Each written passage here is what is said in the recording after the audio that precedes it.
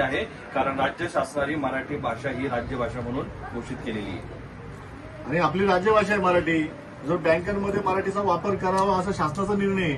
तुम्हाला जर बोलता येत नसेल मराठी तर मग आमचे ग्राहक दुसऱ्या बँकेत महाराष्ट्र बँक आहे दुसऱ्या बँकेमध्ये त्यांचा व्यवहार कसा पूर्ण होणार, कम्प्लीट कसा होणार?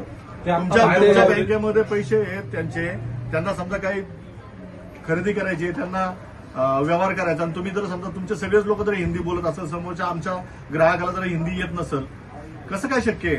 बँकेच्या बाहेर सगळे बोर्ड आहे ना इंग्लिशमध्ये. कसं काय कळणार ते इथं सगळे इथं 99% लोक मराठी आहेत. कोणाला कळणार वयस्कर लोक पेंशन घ्यायला जे म्हातारे येतात इसे बता रहे जैसे मैंने किया सारा. अरे बैंक चल रहा है इतना बड़ा, मान लीजिए ऑल इंडिया में. अरे आपके हाथ में आप बैंक मॅनेजर आहे ना. तुमच्यापासून चालू करा. तुम्ही मॅनेजरला पहिलं आलं पाहिजे. मॅनेजरला तर आलंच पाहिजे मराठी. असा बोलतो की तुला कळतच नाही. मॅनेजरला तर मराठी आलंच पाहिजे. ठीक आहे. मी किसलिए हो रहा है सर ये? हा काय अग्रेसिव किसलिए हो रहा है?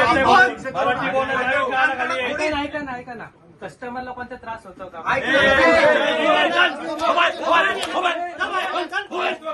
ना.